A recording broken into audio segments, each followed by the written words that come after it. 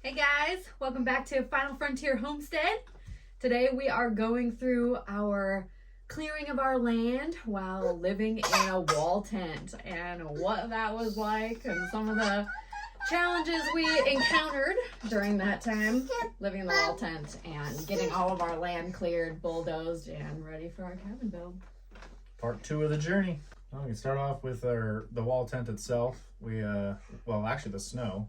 We already had the wall tent up at this point. We were waiting on the snow to melt to find our markers for our property. Once that was all gone, Haley had kind of already tromped before with the Onyx app.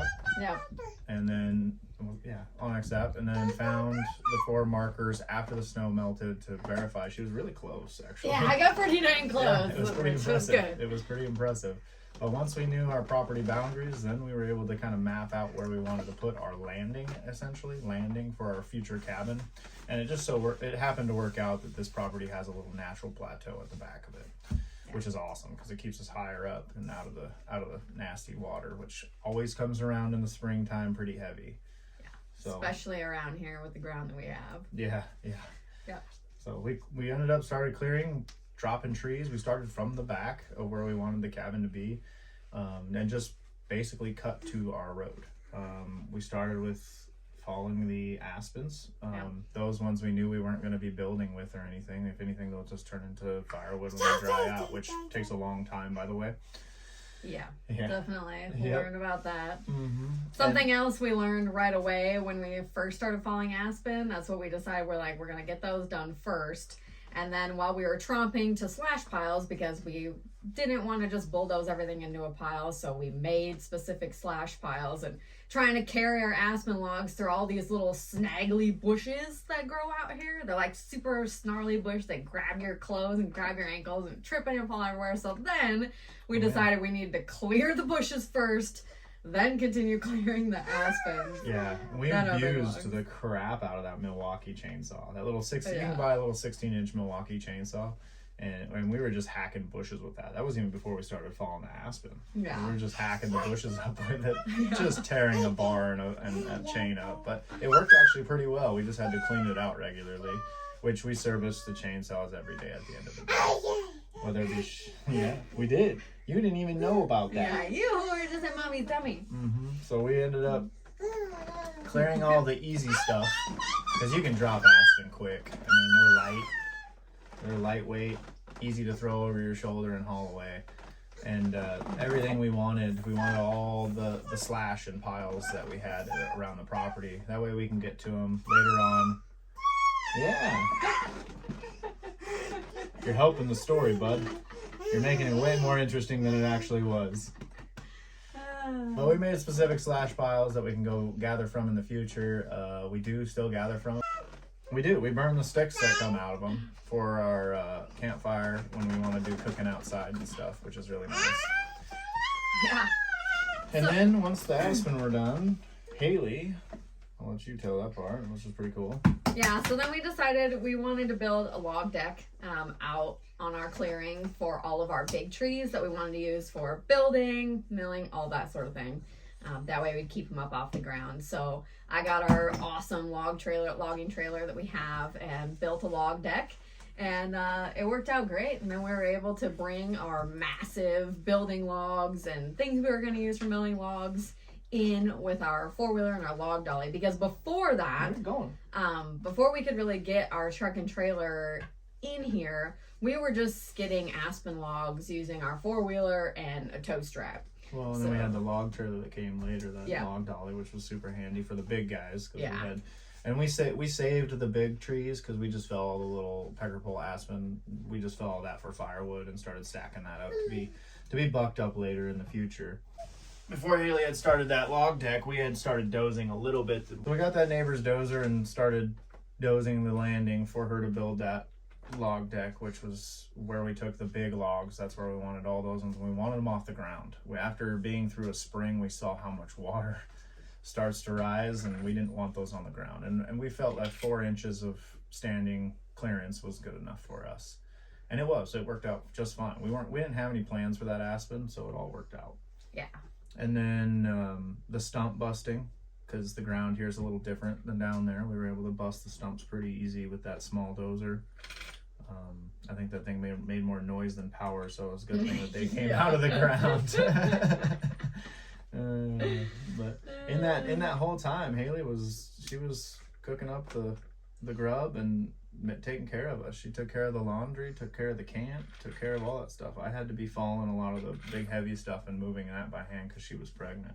Yeah, and wall tent living, let me tell you right now, is not for the weak. Mm-hmm. It's totally different from going camping for a weekend. Yeah. When it's your full-time gig, it's a lot of work to maintain living like that, and the amount of food we had to eat, me being pregnant, us working as hard as we were working. I mean, we were going through a lot of food and trying to keep food cold. Using coolers. We did have these really cool Camco electric coolers, which were awesome. And they would go down to like -4. So I had one for like fridge temperature, and then I had one for freezer temperature, and I could keep about 1 week's worth of food in that. So we were having to go to the grocery store a lot. And that was one thing that you don't really think about, just how difficult it is keeping food cold. We had 2 coolers as well. So that other Camco cooler, eventually I turned into both freezers, and I would use one for meat and one for freezing our ice jugs to put into our coolers that were our fridges, so to speak. And what she means by coolers, we had those Yeti, like off-brand Yeti kind of coolers. Those were the refrigerators essentially. Yep. And like she was saying, the frozen meat and everything was in the other Camco. And the one was built making ice for those Yeti off-brand coolers. In that meantime, which was hard to do because it gets hot here. It gets really hot. It gets hot here. Like, you don't expect Alaska to be hot. That sun, it's so hot here. That sun is so hot. Yeah, that 4 months you get of the heat, it starts to burn you quick. Yeah. Yeah, and we ran into lots of troubles along the way. You know, a lot of people were like, why is it taking you so long to clear your land? Because we were doing so much other stuff on top of that. We were, doing some things for the community as well, meeting some people, doing some things for other people as well. We weren't just here all the time. And when we were here, we were busy working on that and busy working on our camp setup. And then we had a whole issue with water.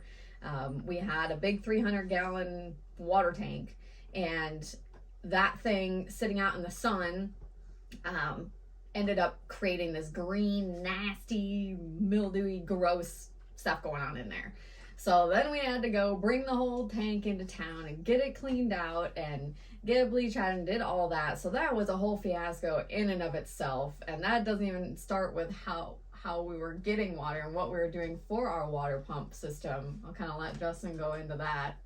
Yeah, we started with a 12-volt water pump that would just hook up to our four-wheeler, and as we would pump the water, it would come out of the truck, which we had a slip tank, which was a 120-gallon, just another water tank.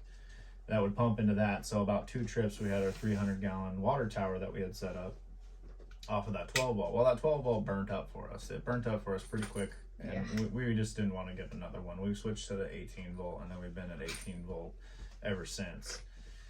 And then anything that wasn't run off of that water pump for transfer, we ended up using also in our house. So we were moving that water pump back and forth to keep it indoors and safe, because we didn't want to have another one burn up on us. And that 18-volt system worked better for us. It pumped it all the way from the water tower to the water heater that we have in the house now, which was mounted to a tree next to our shower shack. You don't even know about it. You haven't even seen it. We had one of those little tent showers. It worked great. Well, we ended up putting the water tower through its paces with the water heater. We were transferring water probably, I don't know, 120 feet. Yeah, we had so many hoses. Yeah, it was unrolling hoses and rolling up hoses every day. Yeah, because we didn't leave them out because we were crossing the path of where our four-wheeler would come through. Yeah. So dealing with the water situation was fun. Learning about water, basically how to keep it clean and purified and everything. You're not going to drink nasty algae water. It's gross. So yeah. the way we do it now is what we learned from the tent and being out in the sun and what it does to those tanks. Yep. And you can do your own research and figure out what's going to happen. Heck, go take a gallon jug and set it out in the sun and watch what happens to it. Yeah. So yeah, we learned a lot in that aspect, and we still apply it today. Yep. And we'll continue to do so. Along with the water situation and the food situation in the tent, we were dealing with breakdowns and yeah, and then our truck broke down, and we had to do a huge repair on our truck. That was a whole ordeal in and of itself. Thankfully, someone let us use their garage, and Justin got in there and replaced. So what was it exactly? It was the EGR exhaust pipes. EGR tubes broke on the truck, so I had to lift the cab off of it and put new down pipes off of it. And along with that breakdown, we had the dozer because I popped one of the stumps and it took a root right to the grill, right underneath it because it didn't have a grill guard, and it punched a hole. Well, it didn't actually punch a hole, but it lifted the radiator and cracked the bottom of it, so we had to fix that. Yeah. We had fuel issues with that dozer that we had to fix because it was leaking fuel like a sieve, which we ended up homemade rings for the injectors on that, which worked. It ran all the way until we were done with it. Yeah. But then we got some dozer operation skills there, which was nice because then we started to clear down to the road. We started pushing all the way to the road, and then once we had that road in and the landing that we wanted, it was go time essentially for us. Yeah. It was put the lumber to use, and we started building that mill. We built the mill because it was a box purchase. Comes in a crate, and then we had to build it ourselves. So lots of little struggles that add up very quickly in a short amount of time, and everything breaks, so you're gonna have malfunctions, and you gotta be crafty. We had chainsaw problems too. Yeah, with the Milwaukee, but that was because we were abusing the crap out of it. That's true. I ended up getting another chainsaw out of helping someone else. What was I doing? Oh, I was fixing generators for them. Yeah. Spent like a whole day over there fixing generators. Yeah, so they gave us an old used chainsaw that I had to put some time and effort into too. We actually still have that. I need to go put another bar on that. Yeah. But anyways, along with tent life too, back to that, because that was the whole process of just getting the landing and everything fell. Yeah. We wanted to make ourselves a little more comfortable in that tent. So in the meantime, I had built a bigger table for the place, which is now still in the tent that's used for a lot of storage stuff. And then we have the bed that we use now. I built that whole bed ourselves. We did get a mattress brought to us, so we wanted to get off cot. She had to get off of a cot for sure. I don't know how pregnant at that point, but I was like, I'm done sleeping on a cot. Yeah, well, we both kind of were. That's only so fun for so long. Yeah. It's not good. Yeah. That is a weekend thing, I think, in my opinion, without hurting yourself for very long. Yeah, when you're working that hard. Yeah. You need somewhere comfortable, at least to lay down, because we didn't have like comfortable chairs. We had camp chairs is what we had, and it was busy, hard work all the time. Most of the time I was cooking meals over the campfire. I cooked 90% over the campfire when we lived in the tent, and I loved it. It was great. It was fun. I enjoyed it a lot. Just because even our camp chef oven, it was tough to get it to work in the tent. Now that it's inside, it honestly works a lot better, even though it's supposed to be outside.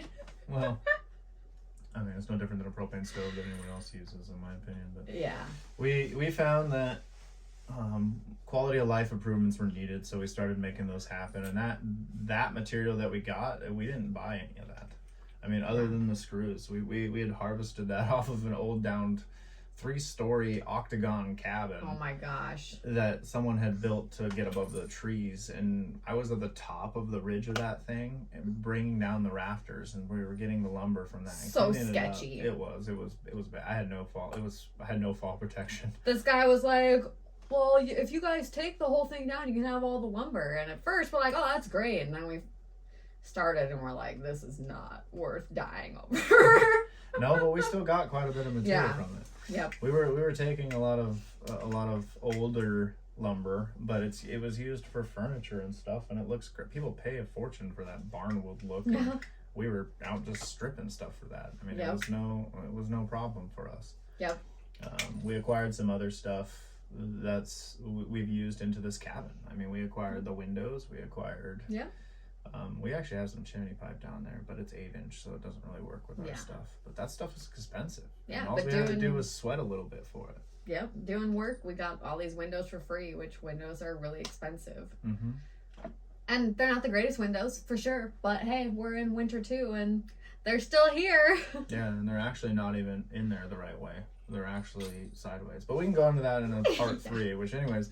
Sidetrack. But you were busy clearing land. I was helping clear land too, plenty of times. We were busting our backs. We cleared the first landing, like these first set of pictures I'll show you. We did this, me and Justin, in one day. So we were not slacking. We were not goofing off. Nothing about living this way was easy or simple. Granted, like, you know, there were times where it was peaceful, waking up and hearing nothing but the birds. It was beautiful. But there were also nights of terror where we were up all night because the wind would come through and it was so loud. And the trees here are only in the ground, like, what, 5 inches, the roots? Yeah. So trees would just fall over all the time and it would just whip through the tent. There were nights where I swear the whole floor and the whole tent was like lifting off the ground. Oh yeah, you got a good gust that comes through. Oh. And you can hear it like that. It comes from miles off. You hear it coming off that mountain range, and it sounds like a train, like a freight train coming at you. And when it finally hits you, like Haley's not wrong. You'd feel like the tent just go, like it would just like flex. Yeah. Almost like it was gonna pop. Yeah. And the rain, if it was raining, it was like deafening in the tent. It was so loud. So if it was raining at night, like you're not sleeping. At least I couldn't sleep. A heavy sprinkle sounded like a downpour, and a downpour sounded like it was we're gonna float away. Monsooning. Yeah, it was bad. And we got plenty of rain. That first summer was way rainier than our second summer here. We had rain, we had bugs. So everybody in Alaska complains, people complain about the mosquitoes. And maybe it's because of where we live. We don't live near any sort of water by any means. No rivers, no lakes. It's not swampland here. No. So we don't have that bad mosquitoes, but those gnats, man, were just horrible. I mean, I'm not kidding. They would just go up your nose, in your mouth, in your eyes, in your ears. You're trying to carry logs and you're just being attacked. So I had that mosquito net thing over my head because I could not handle it. I couldn't deal with it. I just grew a beard. Yeah. Just grow a beard and you stay in motion and they can't keep up with you, which we were moving around too much. Each one of the clearings that we did, we call them clearings, but they were just sections because we'd cut out, I think the landing took 4 sections and then the driveway took 2 sections. So we'd fall one section at a time, move on to the next section, move on to the next section, move on to the next section. And every time you do that, you're disturbing their habitat. Yeah. Because you're taking away all their shrubbery, you're getting rid of all that moss and stuff, and that's what they're living in. And it ends up just pissing them off, essentially. Oh, yeah.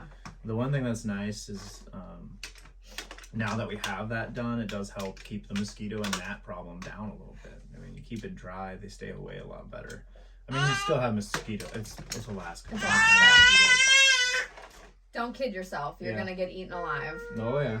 I don't think there is a place up here, but we have a little bit of a breeze, too, that comes through sometimes that helps us as well. So. And now that, like you said, now that the clearing's been done, the bulldozing has been done, if you're, like, where the land has been cleared, the mosquitoes are far less than once you go hiking in the woods or if you get anywhere near water. I remember we went on one 4-wheeler ride with our neighbor up to, actually we went on 2 because then we went by ourselves too when I was really pregnant. We went all the way up and had a nice little ride just to get away. We're like, we need to just have a minute away from the work and the stress. We just needed a day. So we went off and explored, but we ended up by a river and trying to work on a machine that was low on coolant, and I mean we were just attacked. Like I looked at my arm and I couldn't even see my skin. There were so many mosquitoes on it, and that's no joke.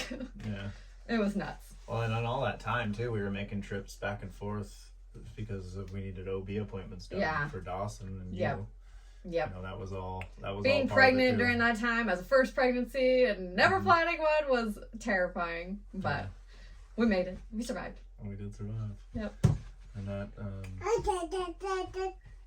that made us a little stronger for it too. I mean, we had to hustle to get it done. By the time we had finished all our clearing, bulldozing, getting up to the landing, having the mill built, it was like what, a month and a half before the snow was flying. Yeah, like I think it was the end of July when we started the cabin. Yeah, we did start the cabin at the end of July because we were doing that all through August, but we'll get into that more. Yeah.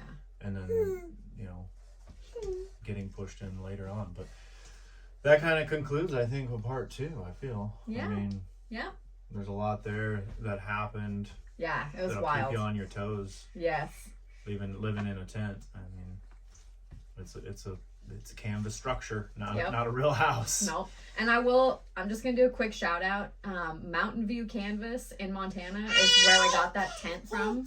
They custom built that thing for us, and it's been up. This tent has been up since April of 2023. It's been moved once already up here, and it is still awesome. Yeah. I'm not paid by them in any way, but if you want a wall tent that's going to last the rest of your life, you being a jellyhead? They know how to make them. So, just my 2 cents there.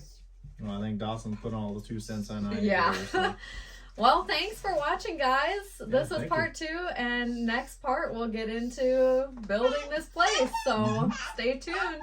Get you caught up. Yep. Till then. See you next time. Bye, guys.